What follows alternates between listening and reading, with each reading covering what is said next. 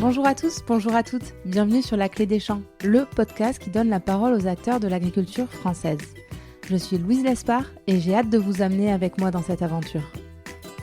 Dans ce podcast, je vous permets d'en apprendre bien plus sur notre monde agricole en partant à la rencontre de personnalités remarquables qui œuvrent à faire briller nos campagnes. Je vous amène dans les coulisses de nos fermes pour découvrir le quotidien de ces acteurs de l'ombre pourtant indispensables à notre pays. Aujourd'hui, j'ai le plaisir de me rendre chez Maxime, producteur de foie gras dans le Gers. Chez Maxime, le foie gras, c'est une affaire de famille. Ses grands-parents, Robert et Georgette, ont transmis l'exploitation à leurs 3 enfants et c'est maintenant Maxime qui va prochainement être associé à l'affaire, suivi par ses petits cousins. À la ferme de la Patte d'Oie, on a à cœur de faire un produit de qualité et de maîtriser la chaîne de bout en bout. La famille produit toute l'alimentation de leurs canards, élève ces derniers et les transforme sur place.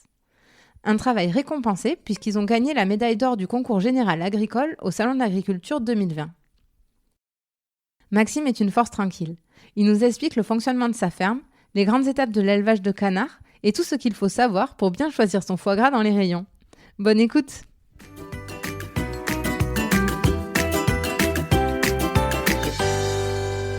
Bonjour Maxime. Bonjour Louise. Merci beaucoup de m'accueillir sur ta ferme, la ferme de la Patte d'Oie. Merci à toi d'être venu. Alors pour commencer, est-ce que tu pourrais te présenter, nous expliquer où c'est qu'on est actuellement ? Alors bonjour à tout le monde, moi j'appelle Maxime Pérez. On se trouve sur la ferme familiale à Saint-Michel, une ferme en polyculture élevage où on élève, on gave et on transforme des canards. Et on a une petite partie céréalière où on produit du maïs, du blé et du soja pour l'alimentation des canards. Ça a été quoi le déclic pour toi de devenir agriculteur ? Ton père là travaille sur la ferme, tes grands-parents avaient la ferme. Qu'est-ce qui t'a poussé à toi aussi t'investir sur le projet ? Au début j'étais un peu incertain, dans mes années collège je voulais pas forcément me tourner vers l'agriculture. Mais au fur et à mesure je me suis intéressé un peu à la ferme et j'ai commencé à mettre ma main dans le milieu agricole et à aider mes grands-parents et mes parents. Mais voilà, je me suis rendu compte que c'était vraiment le métier que je voulais faire et qui m'intéressait, quoi. Et tu nous expliquais, donc vous faites à la fois des canards et à la fois la partie culture pour nourrir vos canards.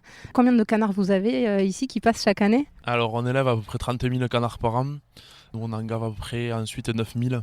Le reste des canards étant vendus en canards prêts à gaver à des producteurs indépendants qui ont fait le choix de ne pas élever ou qui ne peuvent pas et qui vont venir chercher des canards en âge d'être gavés pour les engraisser chez eux et faire leur transformation à la ferme. Voilà, donc après sur les 9000 canards que l'on gave, on va entièrement les transformer sur la ferme. Et tous les canards qui ont été élevés et gavés sur la ferme vont être alimentés avec les céréales de la ferme, exclusivement du maïs, du blé et du soja produits sur les 120 hectares de culture, de surface agricole utile. 30 000, ça paraît énorme quand on sort de nulle part, comme moi, qu'on n'est pas du milieu. Ça fait combien de canards en même temps ? En ce moment, par exemple, là, vous avez combien de canards sur place ? Alors, simultanément, sur la ferme, aujourd'hui, nous avons 8000 canards. C'est une rotation sur l'année. On élève les canards au minimum jusqu'à 13 semaines avant de commencer à en envoyer en gavage. Et l'objectif, c'est que le lot soit sorti intégralement en gavage à la fin de la 15e semaine. Donc entre 3 mois et 3 mois et demi, il reste ici. Ouais, voilà, tout à fait. Ok. Et pourquoi vous avez fait le choix de produire la nourriture des canards sur place, d'être autosuffisant alimentaire ? Pour être indépendant un maximum de toutes les coopératives ou autres firmes d'aliments, quand on peut le produire, je pense, soi-même, au moins on est sûr de la qualité de ce qu'on donne à nos animaux, quoi. Je voulais un peu revenir sur votre histoire familiale parce que donc, je crois que c'est tes grands-parents Robert et Georgette qui travaillaient ici. Maintenant, tu l'as dit, à ton père, ton oncle, ta tante. Là, toi, maintenant, tu m'expliquais que tu es en train de mettre en place ton projet d'installation donc pour vraiment être associé. Aujourd'hui, il y a de moins en moins de jeunes quand même qui reprennent l'exploitation familiale. Toi, tu t'es pas posé la question une seconde ? Ouais, mais du moment où je me suis vraiment intéressé à l'agriculture, j'ai rapidement su que je voulais faire ce métier, quoi, qui est un métier hyper intéressant et très, très varié dans notre cas, où on passe de la production à la transformation, à la commercialisation, avec des productions assez différentes, telles que le canard ou après les productions végétales. Donc moi, dès que je me suis intéressé vraiment à la ferme, j'ai su que je voulais revenir sur la ferme. Donc la ferme familiale qui était à la base gérée par mes grands-parents, c'était comme beaucoup de fermes, une ferme avec une petite basse-cour, où il y avait quelques oies, quelques porcs et quelques bovins laits. Voilà, de quoi survenir aux besoins de la famille. Fin des années 80, mon oncle est revenu sur la ferme et a introduit la production de canards. Tout d'abord avec une coopérative. Et petit à petit, on a eu la chance d'avoir un projet qui a abouti sur la ferme. On a construit une conserverie à plusieurs, donc en CUMA, qui a permis à mon oncle de commencer à faire de la vente directe. En CUMA, c'est partagé avec d'autres agriculteurs en fait. Voilà, c'est du travail partagé, donc c'est un bien que l'on partage avec un planning pour la transformation des canards. Ouais, et la conserverie, justement, ça sert à faire le foie gras, à faire toute la mise en conserve, etc. Voilà, tout à fait. Mes grands-parents ont pris la retraite et mon père est venu s'associer avec mon oncle sur la ferme. Et on commençait à développer la ferme. Voilà, et depuis que mon père est arrivé, on a augmenté petit à petit, raisonnablement tous les ans, notre production vente directe. Et moi, maintenant, il y a 6 ans que je suis revenu sur la ferme, où je suis salarié, mais du coup, depuis 6 ans, je suis en train de finaliser mon parcours d'installation. Et depuis 2 mois, mes petits cousins sont arrivés sur la ferme, mes 2 petits cousins qui ont eu 20 ans. Quand tu dis projet d'installation, c'est quoi aujourd'hui les démarches que tu dois faire pour être associé à la ferme ? Ouais, les démarches que l'on doit effectuer donc pour s'installer, on a des formations obligatoires auprès de la Chambre d'agriculture. Et ensuite, on doit monter un projet que l'on doit étudier économiquement, socialement et l'implanter sur notre ferme pour justifier en fait l'introduction d'une personne supplémentaire sur la ferme. Voilà, moi, mon installation est passée par un achat foncier de 29 hectares pour atteindre l'autonomie alimentaire. Okay. Voilà. Et toi, si c'est pas indiscret, ça demande un investissement de combien pour que les gens aient une idée ? L'investissement que j'ai réalisé pour l'achat foncier est de 320 000 euros. Plus un rachat de part sociale à mon père d'environ 35 000 euros. C'est un vrai sujet, ça, aujourd'hui, l'endettement pour des gens qui s'installent. Enfin, pas l'endettement, l'investissement. Aujourd'hui, ça peut être un frein, non ? Toi, tu as déjà la chance d'avoir entre guillemets 3 générations qui gèrent la ferme, et peut-être plus d'ailleurs, on n'a pas remonté plus haut, mais j'imagine plus. Mais quelqu'un qui démarre de zéro, un jeune aujourd'hui qui veut faire ce que tu fais, c'est compliqué, non ? Ouais, aujourd'hui, partir de zéro, je pense que dans un parcours d'installation, c'est assez compliqué, à moins pas de se marier, mais de s'associer avec une coopérative, mais être complètement indépendant et pouvoir faire les investissements seul, je pense que c'est aujourd'hui très compliqué, parce que le moindre investissement nécessite des sommes assez importantes, et ça fait, je pense que ça fait peur à beaucoup de monde, même nous qui sommes dans le milieu depuis longtemps, ça fait quand même, je veux bien croire. Ça fait quand même mal au ventre, on va dire. Ouais, je veux bien le croire. Et alors, comment on fait pour travailler en famille ? C'est quoi le secret ? Parce que déjà, des fois, pour certains, aller vivre avec ses parents quelque temps, c'est compliqué. Pour travailler comme ça, comment tu trouves ta place ? Est-ce que tu as de nouvelles idées ? Est-ce qu'elles sont bien reçues ? Comment ça se passe ? Ouais, alors bon, je travaille en famille. Pour le coup, je vis plus avec mes parents parce que justement, ça fait du bien de couper le soir et de ne pas vivre dans la même maison que ses parents, alors qu'on travaille déjà toute la journée avec eux. Mais le secret, je pense qu'il n'y a pas forcément de recette miracle, mais après, on a la chance d'avoir une répartition un peu du travail qui s'est installée au fur et à mesure assez logiquement. Mon père s'occupe beaucoup de la partie transformation. Moi, je travaille un peu plus avec mon oncle sur la partie élevage et gavage et production végétale. Voilà, mes petits cousins sont en train de reprendre un peu chacun une branche de la ferme. Il y a également ma tante qui s'occupe beaucoup du commerce et de la partie administrative, qui est de plus en plus importante. Et après, bon, je pense qu'il faut pas mal dialoguer, et beaucoup dialoguer pour pas qu'il y ait de conflits de famille. Bon, après, il y a tout le temps des petits désaccords entre les générations, mais rien de trop compliqué pour le moment. Comme dans toute entreprise, ouais, finalement. Je pense. Bon, mais parfait. merci beaucoup, Maxime. Je te propose qu'on poursuive à l'intérieur pour parler canard et puis foie gras quand même. Allez, ça marche. À de suite.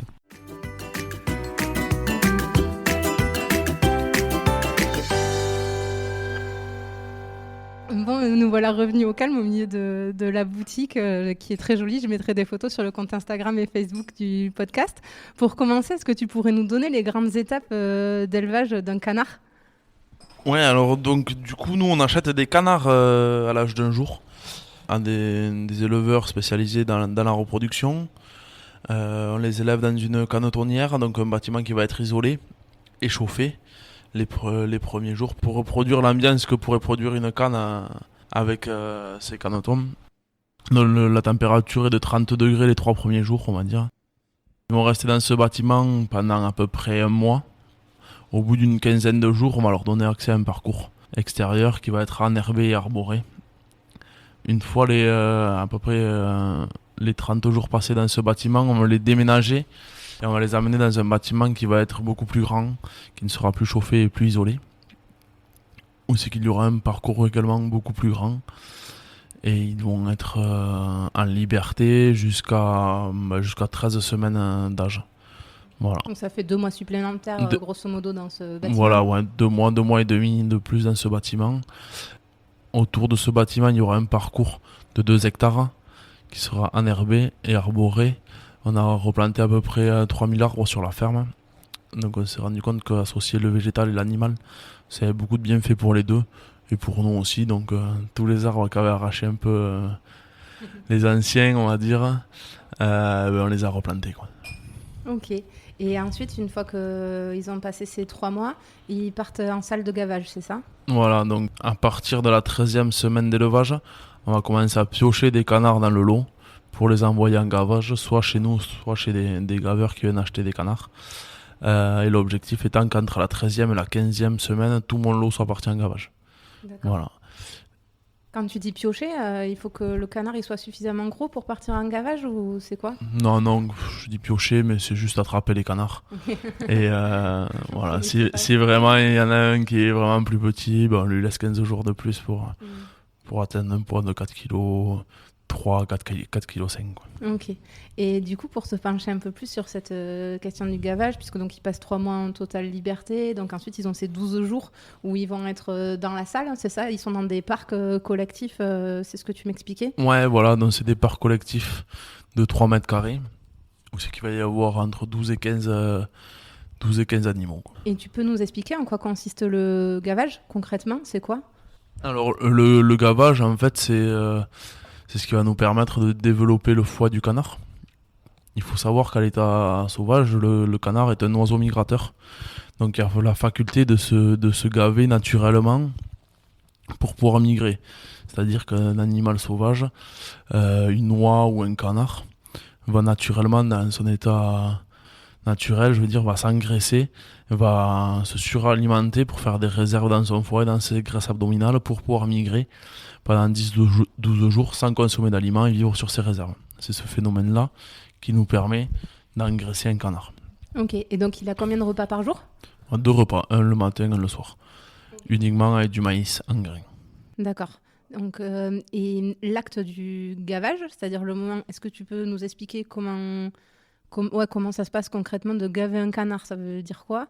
Et combien de temps ça dure, le repas?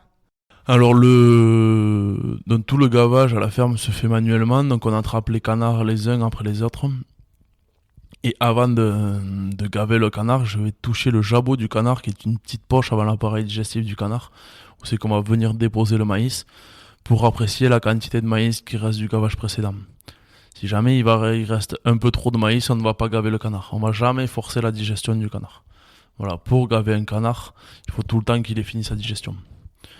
Ensuite, on va l'embuquer et on va gaver le canard. L'embuquer, alors j'ai vu en faisant mes recherches que le tuyau que vous mettez dans l'œsophage du canard s'appelle un embuc. C'est ça, exactement. Ça. Et donc l'embucage, c'est le fait de mettre ce tuyau et donc de dans l'œsophage du canard. Ouais. Voilà, et de lui verser le grain. L'œsophage du canard, en fait, est un tuyau qui est élastique, qui peut se relâcher et se contracter autant de fois que l'on veut. Dans les parcs, comme je l'ai dit, on a replanté beaucoup d'arbres, et on a notamment replanté des pruniers et des figuiers. Et le canard, en fait, tout ce qu'il mange ne le mastique pas, donc il va raffoler de fruits et de figues, notamment une figue qui fait 4-5 cm de diamètre. Et bien en fait, il va pas la mastiquer, il va la gober. Donc on voit naturellement son œsophage se relâcher, et on voit la figue descendre directement et tomber dans le jabot du canard. C'est ce qui nous permet en fait de gaver un canard. Le canard n'a pas de glotte non plus, donc on peut embuquer très facilement et sans blesser l'animal un canard. Quoi. Et combien de temps ça dure son repas pendant la séance de gavage? Le gavage d'un canard dure entre 20 et 25 secondes. D'accord. Et tu as un peu répondu à la question, mais tous les animaux ont un foie. Pourquoi le canard donc tu expliquais, c'est parce que c'est un oiseau migrateur et qui peut faire des stocks, donc il a cette capacité-là à stocker, j'imagine, c'est ce qui Tout à fait, répond ouais. à la question. Ouais. Et après, est-ce que, je sais pas, moi, les canards, les seuls que je connais, c'est les colverts. Est-ce qu'on pourrait gaver un colvert et avoir un bon foie gras, ou est-ce que c'est des espèces, des races de canards bien particulières? Non, on peut gaver tous les oiseaux migrateurs, mais on peut gaver autant des canards que des oies, qu'une palombe. Tous les oiseaux migrateurs ont cette faculté de développer leur foie et pour faire des réserves pour la migration. Il faut savoir qu'un canard est capable d'obtenir un foie de 1 kg naturellement par lui-même. Aujourd'hui, notre objectif, nous, quand on gave, c'est d'avoir un foie de 500 grammes. Voilà, c'est là qu'on estime entre la quantité et la qualité, le poids, le rapport qualité et quantité optimum pour la production d'une conserve derrière. Mais le canard est capable d'avoir un foie de 1 kg à 1,2 kg. Ok. Et le fait qu'on le... Parce que j'imagine qu'une des options, ça serait de le laisser s'engraisser naturellement, comme il veut, etc. Le fait qu'on gave aujourd'hui manuellement avec l'action de l'homme, c'est aussi pour accélérer le processus et que le foie gras, il coûte pas 150 € les 180 grammes, j'imagine. Oh bien, en fait, aujourd'hui, on n'a pas trouvé de solution pour l'engraissement des animaux naturellement. Voilà. Donc, pour le moment, l'homme est obligé d'intervenir pour engraisser un animal. Il y en a certains qui expliquent que c'est une idée un peu commune, qui explique que le foie gras, c'est un foie qui est rendu malade. On parle de stéatose, je crois, hépatique. Tu peux nous expliquer le phénomène et ce qu'il en est? Est-ce qu'on mange un foie malade ou est-ce que c'est un foie sain? Alors non, pas du tout. Un foie gras n'est pas un foie malade. Il faut savoir qu'aujourd'hui, quand je vais gaver un canard pendant une dizaine de jours, j'aurai atteint l'objectif de 500 grammes à peu près de foie. Si avant l'abattage de l'animal, je le relâche dans un parc avec d'autres animaux, il ne va pas consommer d'aliments, il va vivre sur ses réserves pendant 5-6 jours. Son foie va retrouver une taille de 200 grammes à peu près. Et une fois que son foie sera revenu à une taille de 200 grammes, je pourrai recommencer un gavage tout à fait normal. Okay. C'est ce qu'on appelle la réversibilité d'un foie de canard. Okay. Donc cette stéatose, en fait, c'est un phénomène naturel du canard qui n'a rien à voir, par exemple, avec une cirrhose d'un être humain, où là, c'est pour le coup un foie malade. Ah non, du tout. Un foie gras n'est pas du tout un foie cirrhosé. En aucun cas est un foie cirrhosé. Et il y a un dernier point sur lequel j'aurais aimé échanger avec toi, c'est qu'en ce moment, il y a un autre virus qui s'appelle la grippe aviaire, qui concerne plutôt justement les canards et autres oiseaux. Je crois qu'en 2016-2017, l'impact avait été catastrophique. Tu peux nous raconter? Ouais, donc ce virus s'était passé dans le sud-ouest de la France fin 2015, début 2016. Depuis ces années-là, on avait eu la chance d'être épargné par ce virus. On avait mis également des choses en place pour éviter que le virus ne revienne, pour améliorer nos nettoyages et nos désinfections. Mais aujourd'hui, on a alerté, parce que ce virus est surveillé en permanence dans l'Europe entière. Aujourd'hui, on connaît des sites de production qui ont été plombés par ce virus dans l'Europe de l'Est, en Allemagne. Donc la France est en alerte. Nous avons également confiné nos animaux. Tout le monde est confiné. Et voilà, premier vecteur de cette maladie est l'oiseau migrateur, donc qui se promène actuellement, qui part du nord de l'Europe, du nord de l'Europe pour descendre vers l'Afrique, vers des zones plus chaudes. Donc du coup, on met un maximum de choses en place pour éviter que ces oiseaux qui passent dans le ciel ne rentrent en contact avec nos animaux. Ouais, parce que le risque, c'est qu'ils se posent là au milieu de tes canards et qu'ils leur refilent le virus, en gros. Voilà, ça tout simplement. Ouais. Et là, après, une fois que si ton... Je sais pas comment on dit, ton cheptel, Ouais, si les animaux... si tes animaux sont touchés, il se passe quoi? C'est abattoir pour tous les canards? Ouais, malheureusement, ouais. Vous n'avez pas été touché la première fois que c'est passé? Pas la première année, mais la seconde, on a été touché, ouais. Donc après, on a vidé notre ferme, on a nettoyé, on a désinfecté.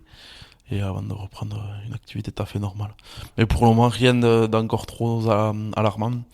Il n'y a pas de cas avérés encore en France, donc voilà. Juste des mesures à prendre pour éviter que l'on soit impacté, quoi. Ouais.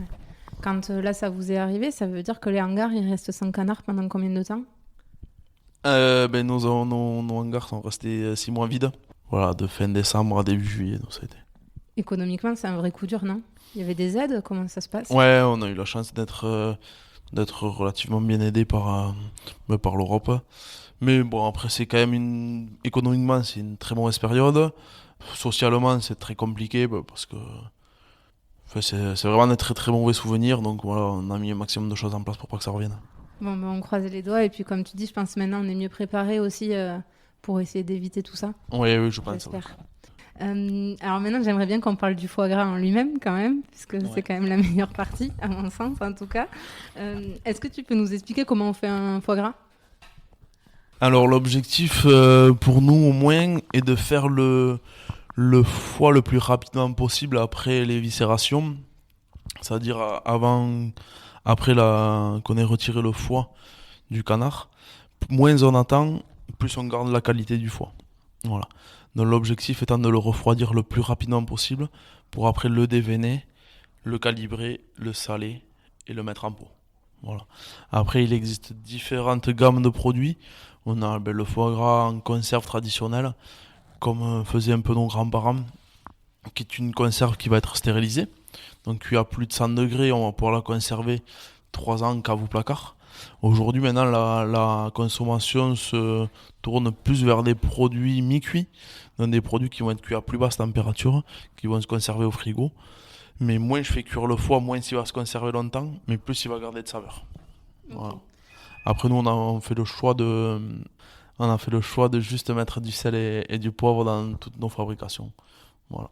Okay. Donc quelqu'un qui veut faire du foie gras chez lui, finalement, il pourrait juste acheter un foie cru, mettre du sel, du poivre, le mettre dans une conserve, le stériliser, et puis on est bon, quoi. Il n'y a pas de transformation, en fait. Non, une fois que le foie est déveiné, c'est un peu la partie la plus complexe à faire, à réaliser. Mais après, non, il n'y a pas de grandes difficultés. Et tu nous parlais des deux grands types de foie gras, donc le mi-cuit et le conserve. On a compris que c'était des différences de cuisson. Le mi-cuit, du coup, a plus de goût et plus d'arôme, de ce que j'en ai déjà goûté en tout cas. Et après, ça se décline, je crois, en foie gras entier, en foie gras tout court et en bloc de foie gras. Tout à fait, ouais. Tu peux nous expliquer les différences? Le foie gras entier, c'est une appellation qui veut dire que vous avez 1 à 2 morceaux de foie provenant du même lobe. Un lobe, c'est quoi? C'est un bout de foie gras? Le lobe, c'est le foie gras. C'est le foie gras. Ok. Voilà. Donc, dans le foie gras entier, vous avez 1 à 2 morceaux de foie provenant du même foie. Dans l'appellation foie gras, vous pouvez avoir plusieurs morceaux de foie de plusieurs foies différents. Et après, il y a une troisième appellation qui est le bloc de foie gras. C'est du foie gras qui va être émulsionné avec un pourcentage d'eau. Donc, c'est un foie gras qui va avoir une texture beaucoup plus souple. Mais qui va avoir un goût assez proche d'un foie gras. Voilà. Okay. D'un foie gras entier. Ouais. Et je vais passer à la question de l'auditeur, puisque avant de venir, je demande aux gens sur le compte qu'est-ce que vous aimeriez savoir. Et là, c'est Paul qui te demande comment on fait pour bien choisir son foie gras en supermarché. Parce que franchement, c'est vrai que quand on arrive pour Noël dans le rayon et qu'on voit tous ces types de... On a du sous-vide, on a du bocal, on a de la terrine, on a le mi-cuit, on a le foie gras entier, le conserve. Comment on fait pour pas se tromper et choisir le bon foie gras dans le rayon? Alors voilà une très bonne question. Merci Paul. Du coup, moi je conseillerais plutôt de partir sur du foie gras de canard entier mi-cuit, sous vide ou en bocal comme l'on veut. Mais un foie gras qui a été cuit à plus basse température, qui va conserver un maximum de saveur. D'accord. Et après, il y a des appellations sur lesquelles il faut... par exemple l'IGP, le label rouge, ouais. Est-ce que c'est des éléments différenciants auxquels on peut se fier? Ouais, bien sûr, on peut se fier à tous ces labels. Donc il y a notamment le label rouge ou l'IGP, qui est une certification géographique de production. Le label rouge qui est plus un gage de qualité. Je veux regarder aussi, je passe à la minute économie du podcast que je fais toujours chez vous, donc les 180 grammes de foie gras, donc c'est un bocal pour à peu près 3-4 personnes. Aujourd'hui, vous le vendez 25 €. Je crois que vous avez eu vous avez gagné la médaille au concours général agricole, la médaille d'or. C'est un vrai produit d'exception que vous faites. Alors, on a eu la médaille d'or sur le foie gras mi-cuit, pas sur la conserve traditionnelle. Mais ouais, on essaie de s'appliquer un maximum pour avoir un produit le meilleur possible.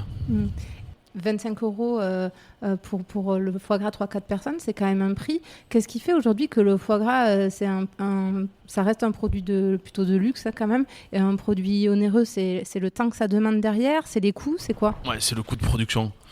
Élever un canard et le transformer coûte très très cher. Et du coup, c'est le coût de production qui fait que le canard, le foie de canard, est un produit d'exception. Vous le gardez longtemps finalement et vous le nourrissez beaucoup, c'est ça l'idée ?